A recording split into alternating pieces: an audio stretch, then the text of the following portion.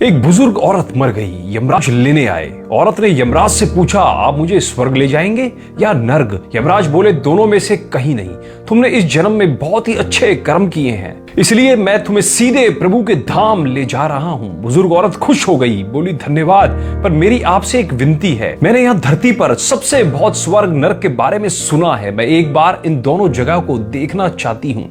यमराज बोले, तुम्हारे कर्म अच्छे हैं, इसलिए मैं तुम्हारी ये मनोकामना भी पूरी कर देता हूँ। चलो हम स्वर्ग और नरक के रास्ते से होते हुए प्रभु के धाम चलेंगे। दोनों चल पड़े। सबसे पहले नरक आया। नरक में बुजुर्ग औरत ने जोर जोर से लोगों के रोने की आवाज सुनी। वहां नरक में सभी लोग दुबले पतले और बीमार दिखाई दे रहे थे।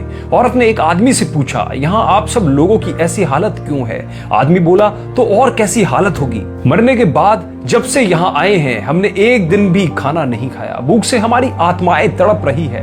बुजुर्ग औरत की नजर एक विशाल पतीले पर पड़ी, जो कि लोगों के कद से करीब 300 फुट ऊंचा होगा। उस पतीले के ऊपर एक विशाल चम्मच लटका हुआ था। उस पतीले में से बहुत ही शानदार खुशबू आ रही थी। बुजुर्ग औरत ने उस आदमी से पूछा, इस पतीले में क्या है? आदमी मायूस होकर बोला, ये पतीला बहुत ही स्वादिष्ट खीर से हर समय भरा रहता है। बुजुर्ग औरत ने हैरानी से पूछा, इसमें खीर है? तो आप लोग पेट भर के ये खीर खाते क्यों नहीं? भूख से क्यों तड़प रहे हैं? आदमी रो रो कर बोलने लगा, कैसे खाएं? ये पतीला 300 फीट ऊंचा है, हम में से कोई भी उस पतीले तक नहीं पहुंच सकता। बुजुर्ग औरत को उन पर तरस आ गया। सोचने लगी, बेचारे खीर का पतीला होते हुए भी भूख से बेहाल है, शायद ईश्वर ने इन्हें यही दंड दिया होगा। यमराज बुजुर्ग औरत से बोले, चलो हमें देर हो रही है। दोनों चल पड़े। कुछ दूर चलने पर स्वर्ग आया। वहां पर बुजुर्ग औरत को सबकी हंसने खिलखिलाने की आवाज सुनाई दी। सब लोग बहुत खुश थे। उनको खुश देखकर बुजुर्ग औरत भी बहुत खुश हो गई।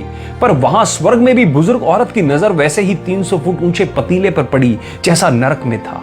उसके ऊपर भी वैसा ही चम्मच लटका हुआ था। बुजुर्ग औरत ने वहां लोगों से पूछा, इस पतीले में क्या है? स्वर्ग के लोग बोले कि इसमें बहुत स्वादिष्ट खीर है। बुजुर्ग औरत हैरान हो गई। उनसे बोली, पर यह पतीला तो 300 फीट ऊंचा है, आप लोग तो इस तक पहुंच ही नहीं पाते होंगे। उस हिसाब से तो आप लोगों को खाना मिलता ही नहीं होगा, आप लोग भूख से बेहाल होंगे। पर मुझे तो आप सभी इतने खुश लग रहे हैं, ऐसे कैसे? लोग बोले, हम तो सभी लोग इस पतीले में से पेट भर के खीर खाते हैं। औरत बोली, पर कैसे? पतीला तो बहुत ऊंचा है। लोग बोले, तो क्या हो गया? पतीला ऊंचा है तो यहाँ पर कितने सारे पेड़ हैं। ईश्वर ने ये पेड़ पौधे नदी झरने हम मनुष्यों के उपयोग के लिए ही तो बनाए हैं।